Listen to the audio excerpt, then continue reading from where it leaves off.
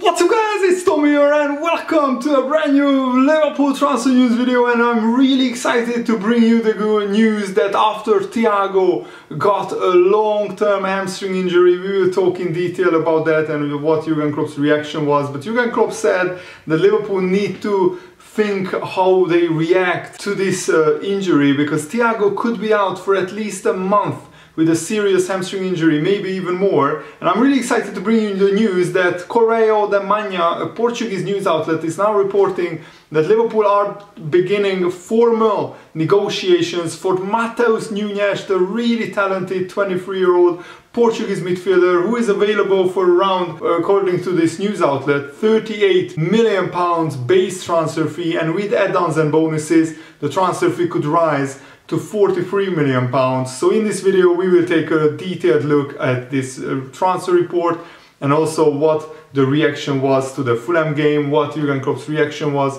to the Liverpool, injury crisis. We have 4 Liverpool midfielders out at the moment, and James Pearce also shared an article where he details that Liverpool need to think again after their original strategy was to sign no midfielders in the summer, and we are working on a pre-contract agreement. Some journalists are already saying that we already agreed a pre-contract agreement with Jude Bellingham of Borussia Dortmund, but that will only be active for the January transfer window next summer. And the debate over Liverpool's midfield options intensified with Thiago's latest setback, and James Pearce said that Thiago is a brilliant player, but a scan will determine the full extent of the damage. But the initial prognosis wasn't positive. If it's just a really small hamstring injury, if it's just a precaution that Thiago was taken off, they would say already that it's 1 or 2 weeks. But because it's serious and because there will be scans of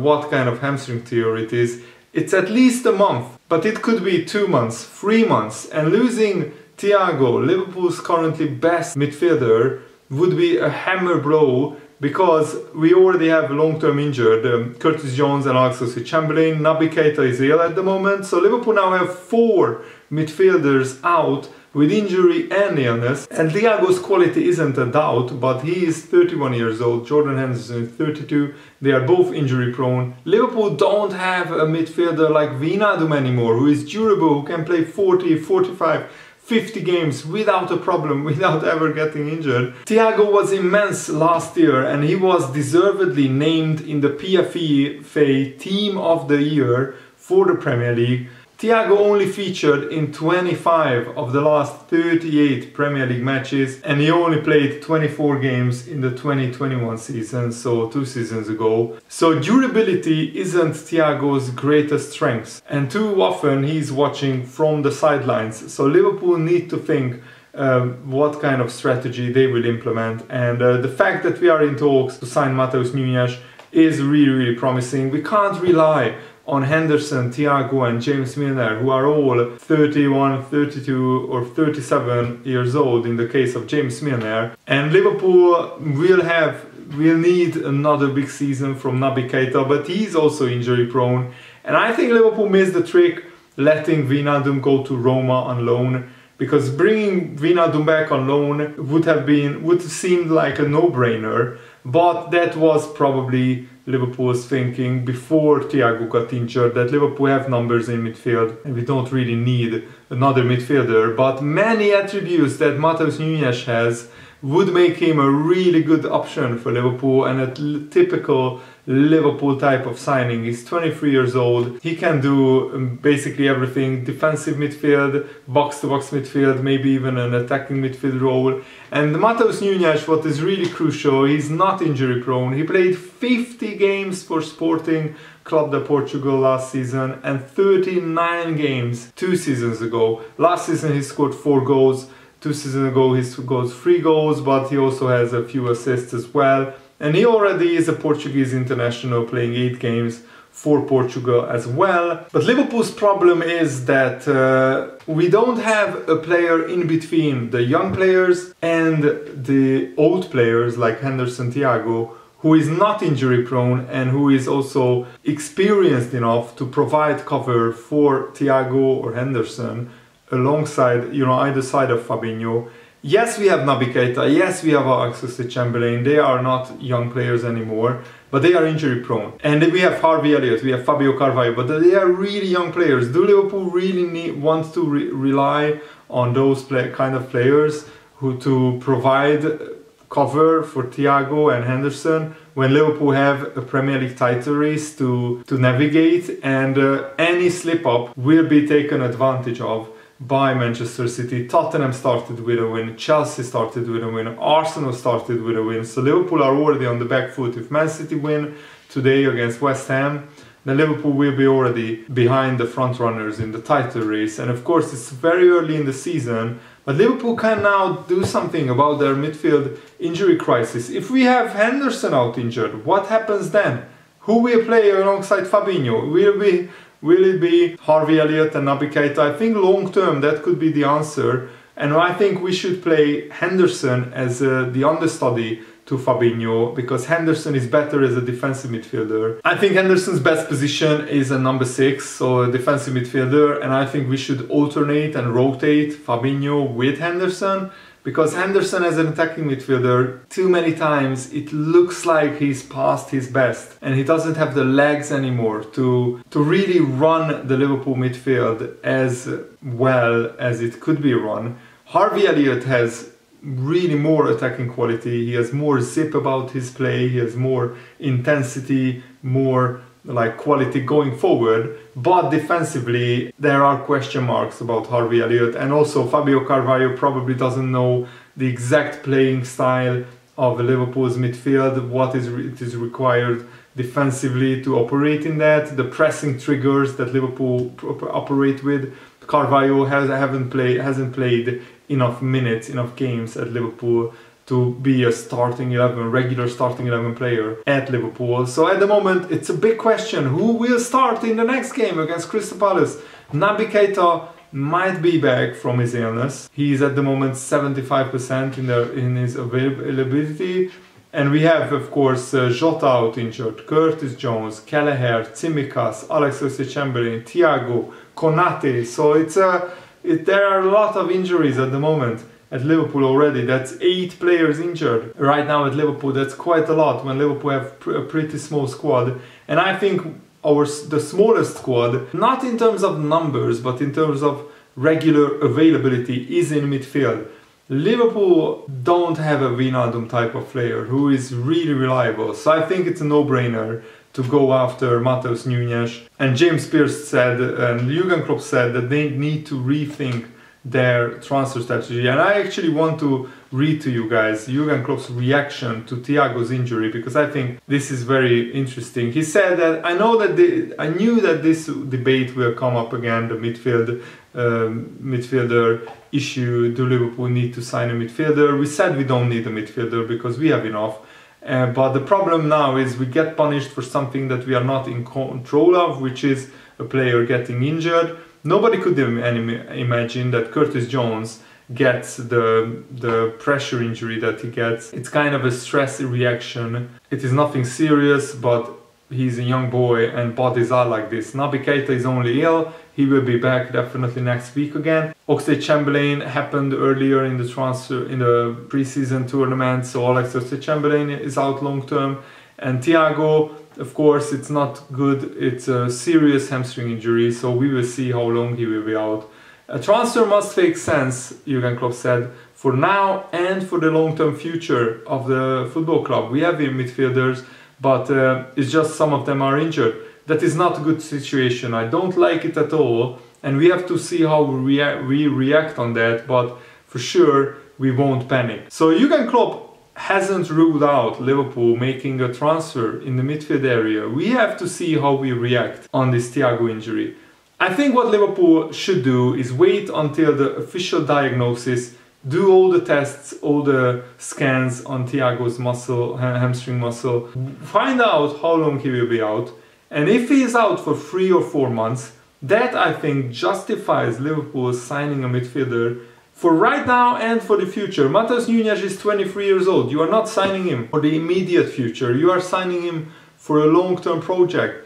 And with Henderson Milner, Thiago, all above 31 years old. You can justify signing Matheus Nunes right now and signing Jude Bellingham either in the January transfer window or next summer, because Liverpool will need to replace some of the older midfielders with younger ones. So I don't think it would be foolish by Liverpool to spend around 40 million on Nunes right now and potentially another 80 million on Bellingham. And Abel Xavier said that the resolution to Matheus Nunes' future is very, very close. He said, I believe that Source Sporting will not be able to hold a player of this size and keep Matheus Nunes due to his quality, which means he would go to one of the top English teams. It is normal given the quality of the player that not only Liverpool but also Manchester City and Wolves are interested, and both Liverpool and Man City are looking to sign a midfielder at the moment. And his departure from Sporting is just a matter of time, and that is what is crucial. Matheus Nunes is a very exciting talent. He has only missed 10 league games in the past 2 full seasons. In comparison, Thiago, he has been out for 13 games last season. Thiago played only 25 games last season out of the 38. The previous season, so 2 seasons ago, Thiago only played 24 games. So he's available for around 60-65% of Liverpool games. And this season it looks like he will be available for even less if the hamstring injury is serious. I think signing Matheus Nunes is really an important decision that Liverpool need to make. And do you remember that in previous years Liverpool were signing players who were linked with the Red Bull football franchise? We signed players like Konate from Salzburg, Konate from Leipzig, but Sadio Mane played for Salzburg, Minamino, of course we signed from Salzburg, Naby Keita, who played for Leipzig as well. But now it looks like Liverpool's focus has switched to Portuguese football because Matos and Pep Yinders, they have worked in Portuguese football and they are watching Portuguese league games every weekend. Jurgen Klopp confirmed this. Yinders basically watches every Porto game. So no wonder we already signed Luis Diaz from Porto, we signed Darwin Nunes from Benfica, and we could sign from the 3rd Portuguese giant Matheus Nunes as well. So this is very exciting, and I'm really looking forward to how this develops and unfolds in the coming weeks. So my main problem with Liverpool's current midfield options, if Liverpool want to win the title, and that should be our ambition every season under Jurgen Klopp. Remember, Jurgen Klopp will be at Liverpool for another 4 years, sorry. So Liverpool need to maximize the amount of trophies that we win under Jurgen Klopp, because after him it will be very difficult for Liverpool to challenge and to win multiple Premier League titles again, unless we find another genius football manager, which is possible but not a certainty. Liverpool don't have a midfielder who has the quality of Thiago or Henderson and who was also not injury prone. So yes, we have Naby Keita. On paper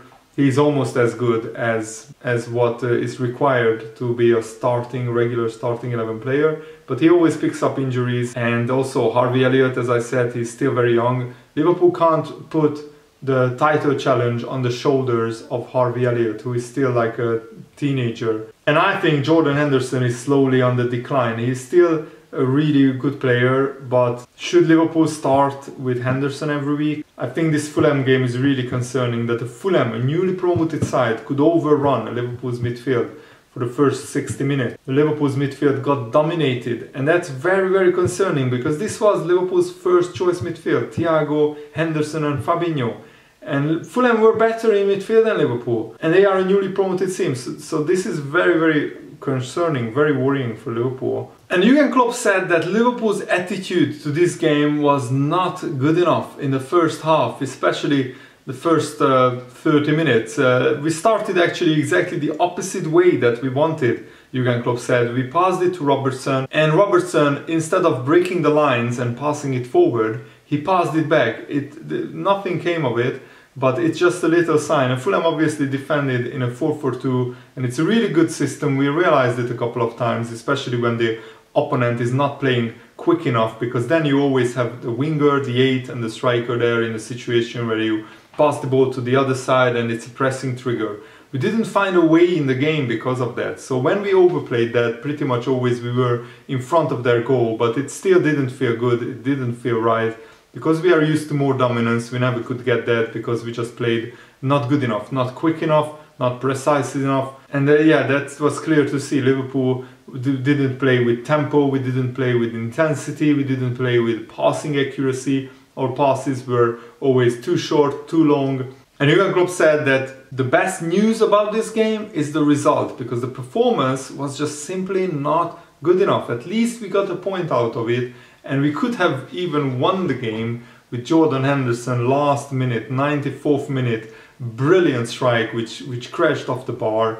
So if you just look at the highlights, you could say Liverpool dominated and had more chances, but if you look at the whole game, it was completely different. Liverpool put up 2-minute highlights on their YouTube channel, and in that video it looks like Liverpool played well and dominated, and we hit the post, we hit the bar, so we could have scored 4 goals, but the performance itself was not good enough. Darwin Núñez was the shining light yesterday. He came on, and Liverpool, completely different team with Núñez in the side. He was brilliant. He scored, he could have scored another one, he got an assist as well. What a debut. And he becomes the first Liverpool player to not only score but assist as well on his Premier League debut, which is absolutely fantastic. And of course Mo Salah became the first player in Premier League history to score in 6 consecutive opening day matches, which is brilliant. And Darwin Núñez was involved in a lot of goal scoring situations, but Jurgen Klopp said, imagine if we played well, imagine how many chances Darwin Núñez would